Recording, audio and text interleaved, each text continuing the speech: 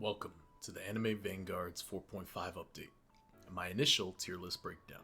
Today, I'll be going over where different units stand in the current state of the game, giving you insights on who to roll for, who's useful, and which banners to target. A lot of tier lists just slap a letter next to a unit and call it a day, but I want you to walk away with a real understanding of why certain units shine and how they fit into your gameplay. So this is a framework for the tier list breakdown and the different categories. The first one, iconic, Might Guide tier. These are the absolute best units in the game. Second one, we have Meta DPS. These are the best damage dealers in the game. 3, we have off meta DPS. They're still strong but situational.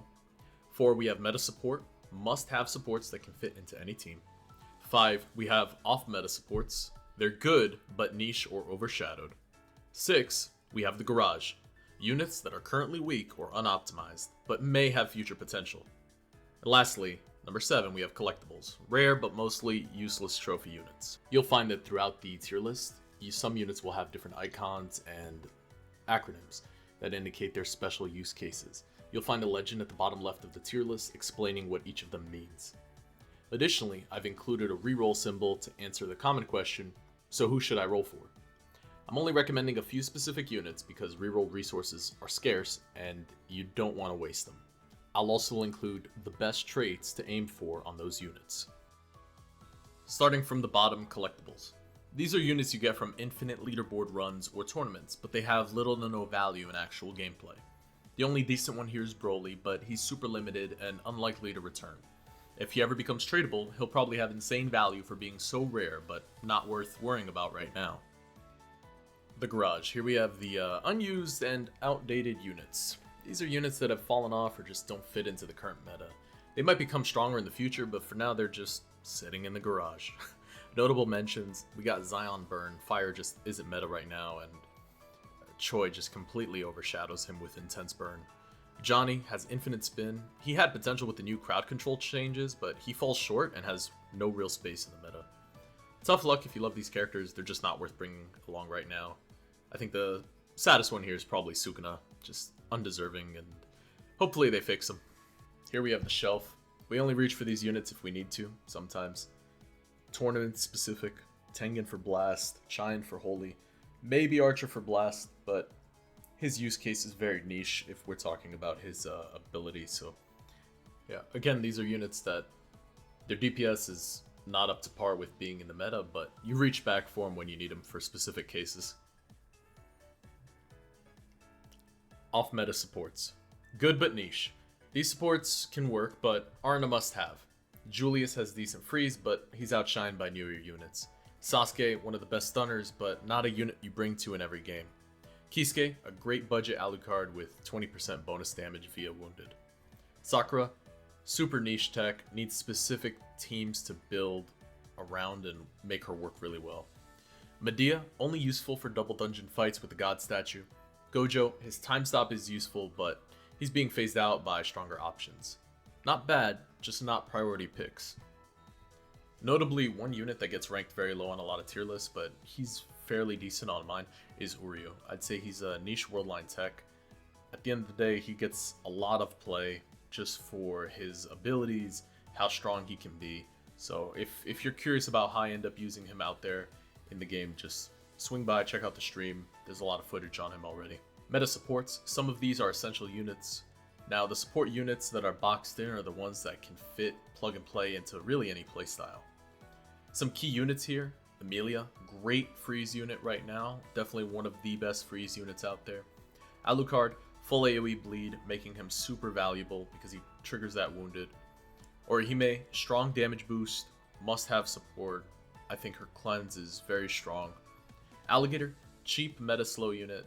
I know he's not mythic, but we're adding him in here because of how often he's used. A notable meta support is Toto.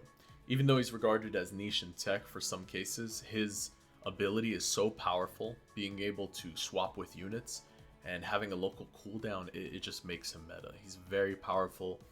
A good pairing with him is Aizen. So you'd be able to get Aizen's aura on any sort of boss and keep up with him. One notable mention here is Frieren. She's a niche gamble unit. That's my prediction for her. Still testing her out. It's a fun but not super reliable unit. I don't think her damage is that impressive, as she forfeits a lot of terrain along the track whenever she has to go on her journeys, regardless of how quick they may be. So pretty fun unit though when you're talking about the Gamba tech. So if you're interested in that, come check out my stream. We'll be using her quite a bit, especially in World Lines, trying to gamble for money. Off Meta DPS, situational damage dealers. These aren't bad, but they aren't worth re-rolling for either. Some notable picks: Ram Rom. They're great, just super niche, because they're really only used for boss rush at this point, in most tournaments. Regnal's another great off-meta DPS. He'll get stronger as more buff units are inserted into the game. However, he's really niche at this point because you have to build around him to make him stronger, as well as he's really shines in World Lines, 1 or 2 stages at the most. Kenpachi's another one. Real strong unit with interesting mechanics, but he gets outshined at this point by other DPS units. And lastly, Salter. Salter is a niche, potentially tournament tech, but she needs Sakura to shine, so she's not always viable. Meta DPS. These are some of the best damage dealers in the game. They're powerhouses, and there's an order of priority from left to right, and only one unit here really worth re-rolling for. The top pick, number 1 DPS pick in this category, is Aizen. His best trait is going to be Monarch. We have Saber. She's super strong starter unit with double damage on initial strike. Gilgamesh, get him because he's leaving the game soon. He has a great executability, used at very high tier levels of Infinite. Ichigo, the other strong one, just does huge damage with his nukes, great for boss rush and tournaments. Yamamoto, very powerful unit, but he's niche DPS, I would say. He needs a team built around him to really make him shine. Lastly, we have Diavolo. I know he just got a new buff, but he's still a niche unit. He's strong, but way too expensive to place.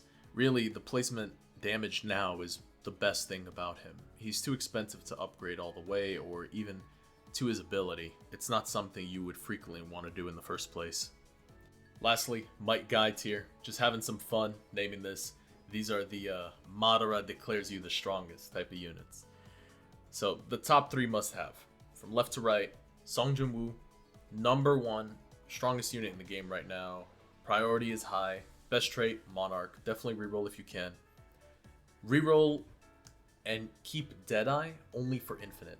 He has a very cheap cost, massive scaling, and insane damage output with his nukes. His ability to put constant pressure on the enemy by summoning minions and creating that giant wall with steel, as well as push and put pressure with Baru, is just, it's too powerful in this game. It's very, very good. He's not going away. And he's accessible, so anyone can get him, and that's why he's in the far left. This leads me to the number 2 pick, Yuhaba. Accessibility is super important, and he is very strong. He's crazy good damage. He has a very large area of effect. He hits so many targets, and it's very easy to build a team around him. The priority is high because of that accessibility, and his best traits, honestly, is any mythic. You'd be happy playing with this unit with any mythic trait. So that's what he gets. It's worth using rerolls on and just stopping at any mythic you get. This leads me to Gogeta. So Yuhaba is much more accessible than Gogeta. Gogeta is very strong, nevertheless, but his accessibility is what keeps him in 3rd place for me. However, if you get him, awesome. If you manage to get him before Yuhaba and Jinwoo, absolutely roll for this unit if you want to go for Monarch for him. It's the only trait worth getting on Gogeta, but he is worth rolling for if you manage to acquire him. And that wraps it up. My Anime Vanguards 4.5 tier list. Let me know in the comments below who you're rolling for. If you agree, disagree with my rankings. If you found this breakdown helpful, drop a like, subscribe, and share the video. I'll also be posting the live stream that I did of this tier list, so this way you have the full breakdown and comprehensive overview and thought process of what went through each of the picks. Be safe, thanks for watching, and have fun out there.